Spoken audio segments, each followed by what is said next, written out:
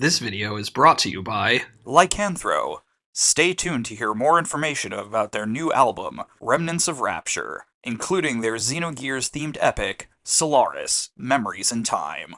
and by my fantastic supporters over at Patreon. Go to patreon.com/TJTheEmperor to find out how you can support the channel.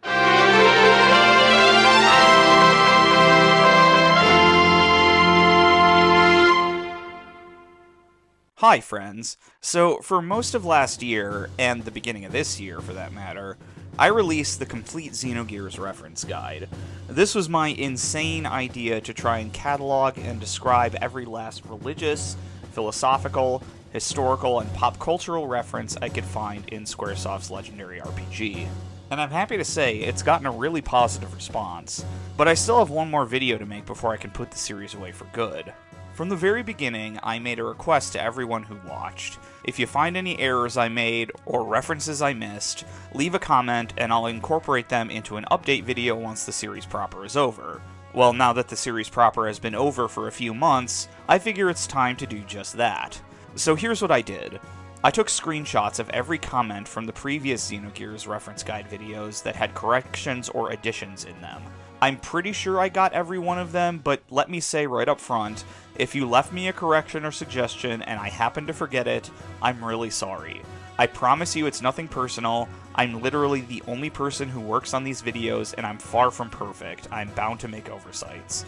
Anyway, for each suggestion or correction, I'll credit whoever sent me said suggestion or correction, as well as place a corner card that links to the place in the original series where I discuss the subject in question, so you can easily cross-reference what I said in the original series.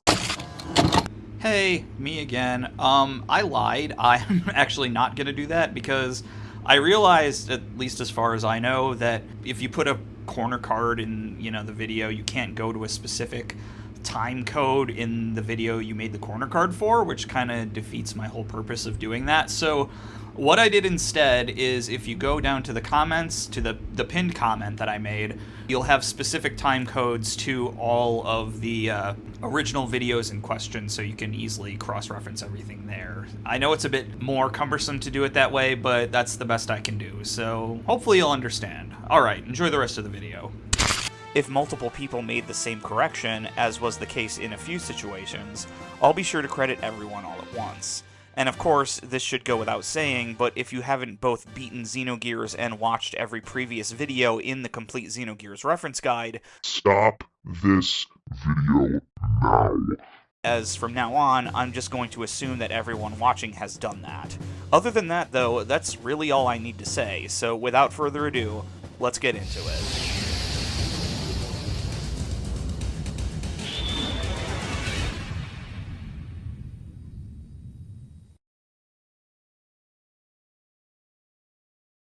Alright, so let's begin, as is preferable, at the beginning, with the opening cutscene, where a couple people suggested references related to the Eldritch crash.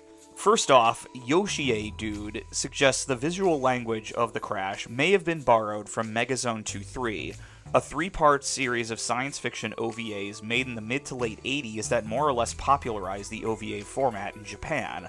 Giving it some thought, I feel there may be something to this. Spoiler alert incoming for Megazone 2-3, by the way. The end of Part 2 sees the titular Megazone 2-3 destroyed by a planetary defense system called Atom. The protagonists survive the destruction and are transported to the surface of the Earth alongside the Megazone's supercomputer, Bahamut. Later, in Part 3, it's revealed the entire story takes place centuries after the end of Part 2, in a civilization created in the aftermath of Bahamut's transportation to the Earth's surface. As you can see, there are clear parallels to the Eldritch's destruction, Katamoni's crash landing onto the main planet, and the ultimate revelation that Xenogears' story takes place 10,000 years after that fateful crash. Given that Takahashi is probably one of the biggest mecha otaku in Japan, it makes total sense that he would borrow this trope from Megazone. I will add, however, that Xenogears handles those tropes way better than Megazone does. To say that Megazone 2-3 Part 3 drops the ball is kind of the understatement of the century. Great, that rocks! I'm the best hard-on player! I beat it every time! Oh, not this hard on you won't. Just watch me. Anyway, a couple more quick things in the opening cutscene. Prince Brightstar argues the sound the Eldridge's bridge makes when the captain initiates the self-destruct sequence is identical to that of the Enterprise's door chime sound effect from Star Trek The Next Generation. This completely flew under my radar. I haven't watched any TNG in quite some time, but I went back and compared the two sound effects, and amazingly enough, he was right.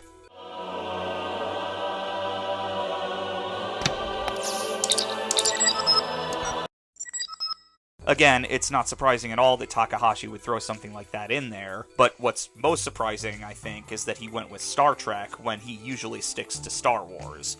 One final reference in this scene. Philemon Logos points out the Eldridge's computers being overrun by the biblical quote, "Ye shall be as gods," is another visual echo of a classic 80s mecha anime. This time, the first Patlabor movie, where the computers flash another reference from the Book of Genesis, Babel. At this point, I'm prepared to just accept any and all references to the mecha genre as deliberate without giving it a second thought, as I'm convinced Takahashi's knowledge of the genre is borderline encyclopedic. That, I think, covers everything from the opening cutscene. Now let's skip ahead to where Faye and Veltal leave Lahan for the Black Moon Forest.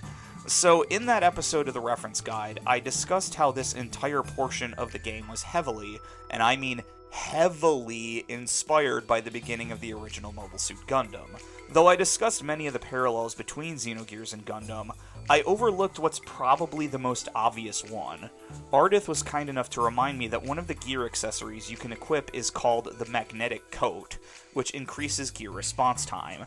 This is a blatant, obvious reference to the Magnetic Coat from Mobile Suit Gundam, where it serves basically the same purpose. It's applied to the Gundam's joints to reduce their friction, allowing it to keep up with Amuro Ray's enhanced new-type reflexes. Now, I knew I wasn't going to catch every single reference in this game, despite my best efforts, but the fact that I missed this one, despite the fact that I've seen the original Gundam more times than I can count, was just embarrassing. And let's keep the embarrassing oversights going, shall we? Varna4154 commented that the boss of the Black Moon Forest, the Rancar Dragon, is an obvious reference to the Rancor from Star Wars. Again, the fact that Xenogears has so many other Star Wars references as it is, and probably like most of you, I've been watching Star Wars since early childhood, means I should have picked up on that from the beginning. Okay, let's get away from the embarrassingly obvious stuff and move on to something more obscure. Janice Rose 7113 points out another potential meaning for Citan's name. The word Citan, spelled this way in Japanese, can refer to rosewood, a material commonly found in Buddhist altars. Given the blatant references to Buddhism in Citan's real name, Hyuga Rikudo, and I'm guessing that this reference is purposeful. Let's move on to another name, this time that of Grahf. Robatzi points out that, in addition to the title of German nobility, Grahf was also the name of a member of the Nazi Party. Checking Wikipedia, there was indeed a Nazi named Grahf, Ulrich Grahf, who was once a bodyguard for Hitler. That being said, the surname Grahf is a relatively common one, so it's entirely possible that he could be named after an entirely different person, or he could just be named after the noble title after all, who knows. Alright, I'm going to move on to something I'm a bit more certain about. The Special K 1997 suggests that Emperor Cain's bizarre, otherworldly throne room is a visual reference to, of all things, Nadia, as in the Gainax anime Nadia, the one I made a whole hour-long video about.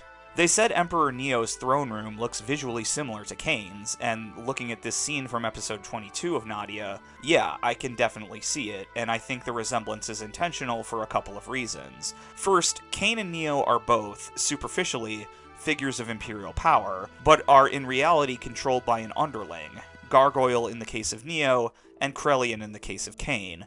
Granted, Cain wasn't brainwashed like Neo was, but I think the point still stands. Second, the reference also seems intentional because, as it turns out, this isn't the only reference to Nadia we're going to find in Xenogears, but we'll get to that a bit later. For now, let's move on to something mentioned by Emperor Cain in that inaugural appearance, the Gazel, which refers not only to the elite of Solaris, but also to the Gazel Ministry, the group second only to the Emperor in the Solarian hierarchy. In the reference guide, I suggested that Gazel might refer to a Hebrew term meaning to rob or to take by force, but Miss Inca Noir suggests it could also refer to the animal Gazel, as in, humans are something that Solaris is free to study and hunt as they please, just as a human in our world might view a wild gazelle. That very well may be the case, and now that I think about it, I'm pretty sure Cain from Resonant Arc brought up the animal in their Xenogears podcast series, so there you go. Next, we're going to talk about the name of the Ave royal dynasty, Fatima. I originally suggested that it was a reference to the daughter of the Prophet Muhammad, but I got quite a number of alternate interpretations, any one of which could be legitimate. Robatzi suggests it could be a reference to the Hamsa, a hand-shaped decorative amulet popular in the Islamic world believed to provide protection against evil, which is also called the Hand of Fatima. But that's just one interpretation. Both Game Chillnanigans and Ego Border 3203 suggest the name is a reference to Our Lady of Fatima, a title for the Virgin Mary derived from a series of appearances of the Holy Mother in and around the city of Fatima, Portugal. And Philemon Logos further suggests the name references the manga and anime franchise 5 Star Stories, where the Fatima are a series of biological humanoids engineered to be the co-pilots of the series' giant robots, the Mortarheads. Again, given Takahashi's otaku tendencies, it wouldn't faze me one bit to learn if that was true, but of all those new suggestions, I'm still most inclined to lean towards the Hand of Fatima. And now to Maison. Philemon Logos says his design is meant to invoke Batman's iconic butler Alfred, as well as Swedish actor Max von Sydow. Looking over the Xenogears and Xenosaga study guide, I found that they were absolutely right. Let's now move on to Margie. I originally suggested that her real name, Marguerite, was a reference to Saint Marguerite Bourgeoise. Please forgive me, I can't speak a word of French. The first Canadian woman to be canonized by the Catholic Church. However, Ofidio Bagista 5259 points out there are a number of other Saints Marguerite, and indeed, after consulting Catholic.org, I discovered that there are 4 others. Marguerite Bourgeoise is the most well-known of the 4, but Margie certainly could be named after any of the others. Next, we're going to stay within the sphere of influence of the Nissan sect and discuss the One-Winged Angels, which serves as the sect's main symbol.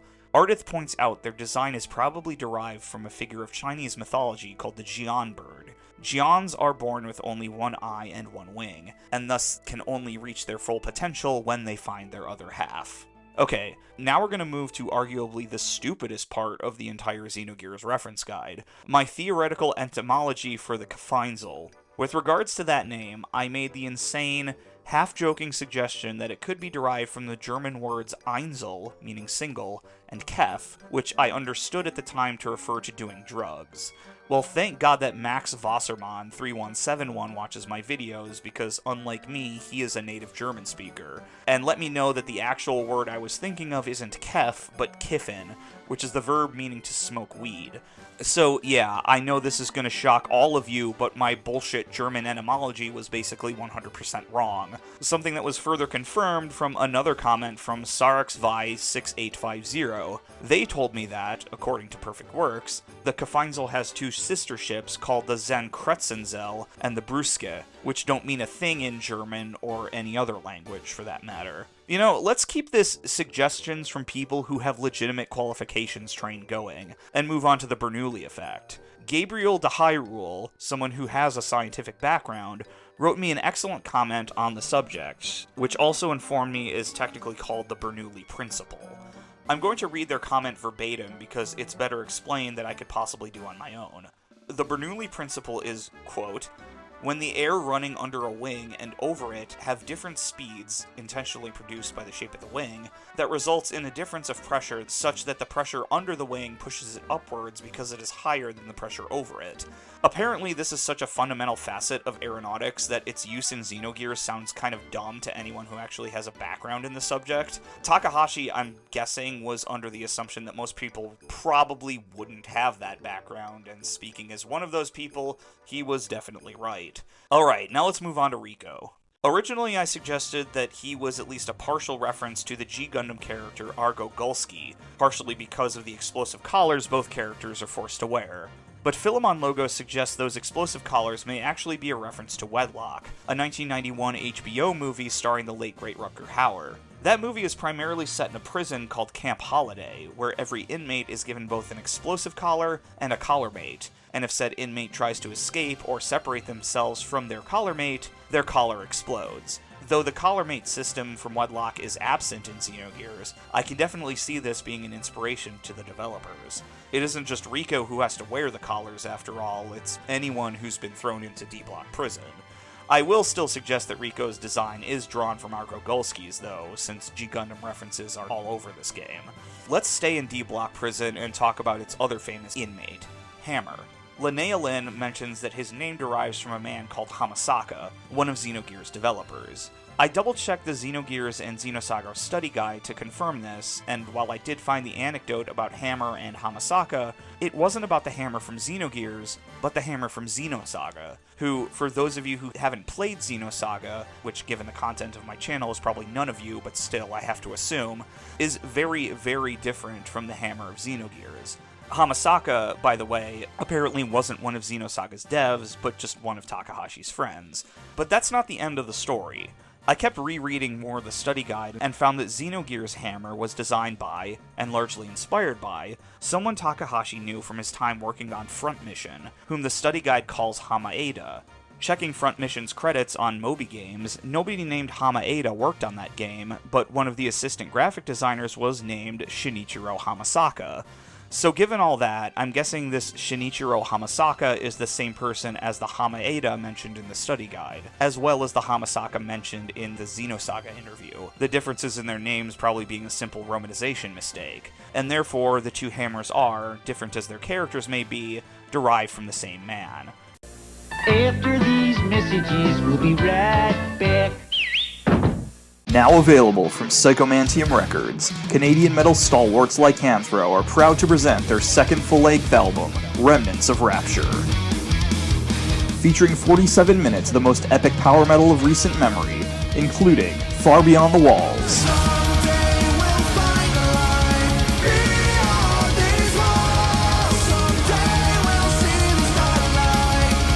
Night of the Parasite, featuring Stu Block of Into Eternity, The blackest apparitions descends upon me, and the parasites grow heresy, his unspeakable rebirth. You hear this little pain now? The Great Masquerade, featuring Laura Gildemon from Burning Witches, With a veil of light, your sound intended light, but behind it, you're freezing in love. and, hey attention all you Xenogears fans, a two-part retelling of the story of Faye and Elly, Lost Jerusalem, and Solaris, Memories in Time. Through the wretched maelstrom, ages of love reborn. Through the eras and the stars, our stories left untold.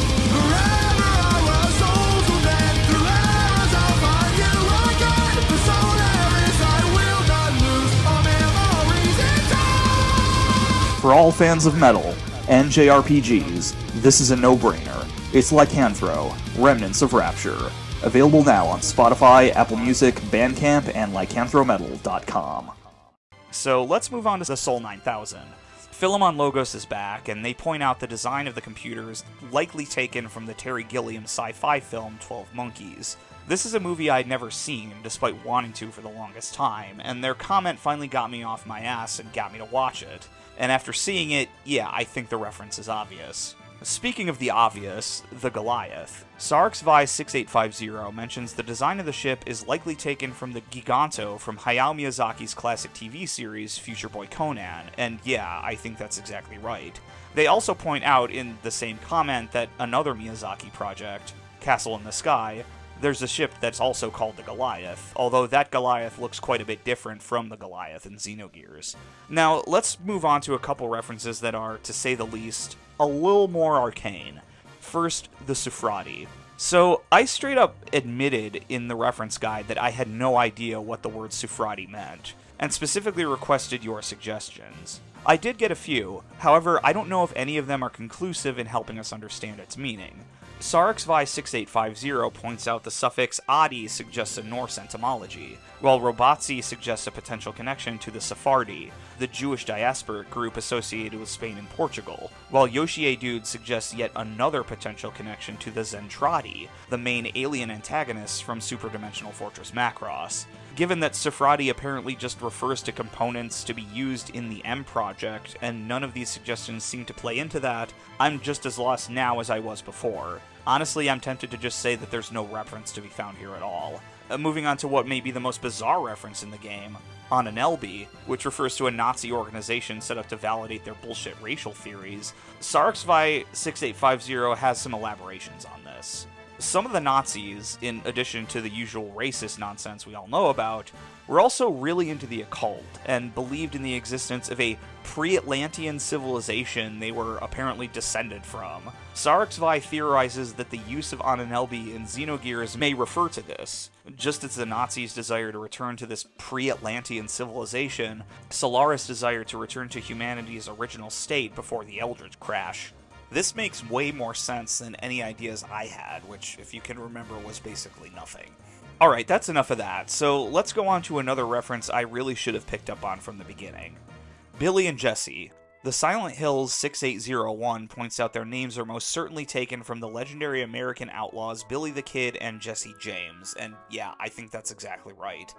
I mean, two characters who were designed as Wild West gunslingers, in hindsight it seems so obvious. I guess that goes to show you that if you automatically assume every reference in this game must point to some arcane Christian figure, you're not always going to be on the right track. Sticking with Billy, these next few additions are all related to him in some way. First, let's talk about another of the most obscure references in the entire game, the story of Henry Mingas, the Naughty Dragon Scrolls, and all that nonsense. Do I have any definitive answers as to what, if anything, these references mean? Of course not, but Waxwing provides a few additional guesses. They suggest Henry Mingas could be a reference to Charles Mingus, the legendary jazz band leader and namesake of the delicious beverage Mingus Dew. Yes, sir. Ha! Mingus Dew. Honestly, I probably doubt this is the case, given that Charles Mingus' name is spelled differently from Henry Mingus. But as for the Naughty Dragon Scrolls, they also suggest this could be wordplay that was lost in the translation from Japanese to English. I wish I could validate this one way or another, but seeing as how my knowledge of Japanese is about as basic as it gets, I just can't. Now to the elaborate launch sequence of Billy's gear, the Renmazuo. When I was working on the original series, I remembered that launch sequence was a reference to a very specific old-school robot show, but try as I might, I couldn't confirm exactly which one, so I decided to leave it out entirely. Well, I have to give Philemon Logos another shout-out, as they reminded me that the show I was looking for was Trider G7, a super robot show made by mecha powerhouse studio Sunrise in 1980. And let's keep the obscure super robot references going and move on to the Buntline, that ridiculous mech that fires its fucking pilot at its opponent from a giant gun. I'm very glad Ardith appears to be an even bigger super robot nerd than I am, as they let me know not only the series this is referencing, but also the specific episode the reference is found in. The series in question is Golderon, the 1995 entry in the Brave series, specifically in episode 40, when Captain Shark and Adventure combine to form the Hyper Galactica Buster mode. And yeah, looking at it, I think that's exactly right. Especially considering later in that same episode, Captain Shark uses the phrase, Men of the Sea, which must be where Takahashi found inspiration for the Captain of the Thames. One more addition to the Buntline scene. A wild cyclist appears, double-check the Japanese script, and apparently the guns don't kill people, people kill people line was, in fact, in the Japanese script after all. Alright, on to Shevat.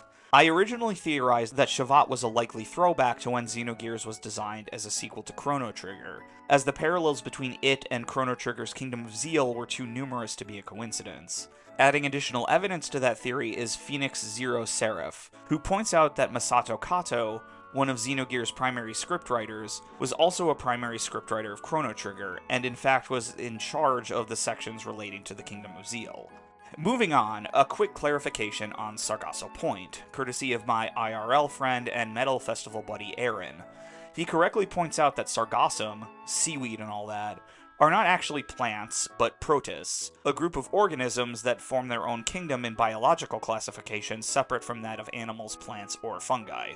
And now to a character that the player meets at Sargasso Point, Rattan, or as he's known in Japanese, Kenren.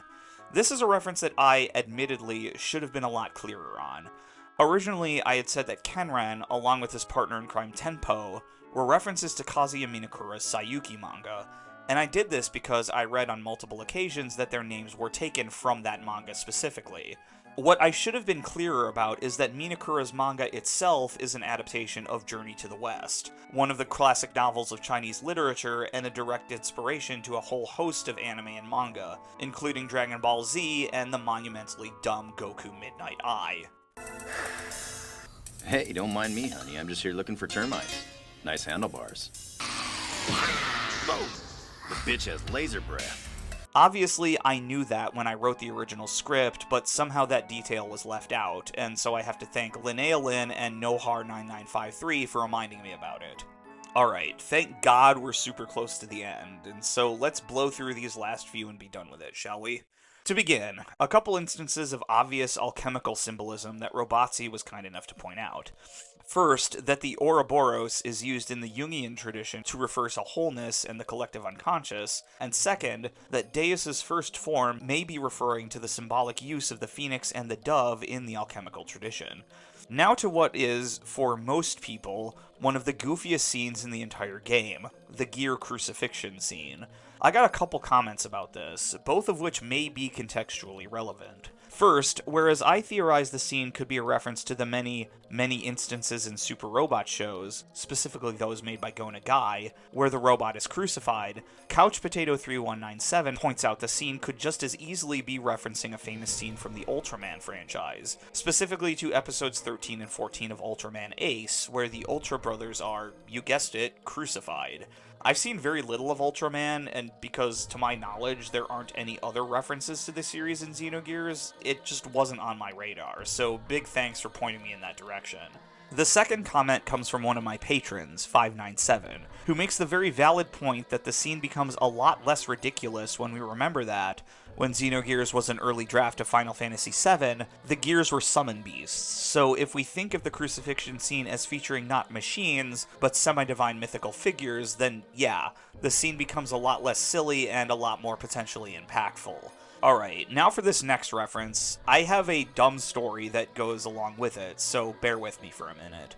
The reference concerns the name of Miang's Omnigear, Opiomorph. In the reference guide, I pointed out the name Opiomorph was apparently taken from a book called the Dictionary of Angels, which I wasn't able to find outside the context of Xenogears itself. Earlier in that same episode, when I was talking about the Zohar, I joked that I had procured a copy of the Zohar through perfectly legitimate means online.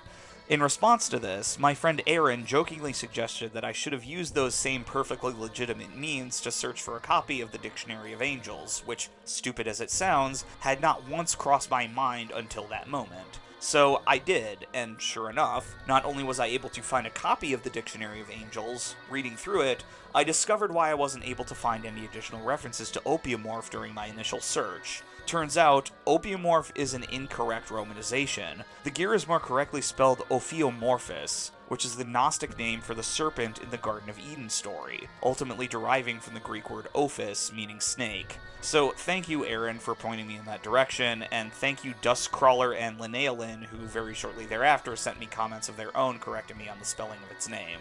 And finally, this last suggestion comes once again from Ardith, who surmises that Elly's dying words in all her various incarnations, Abel, live, Kim, live, Lacan, live, you get the idea, is probably another reference to Nadia. Captain Nemo's final words to Nadia, as the Nautilus sinks in episode 22 of that series, are, surprise, surprise, Nadia, live.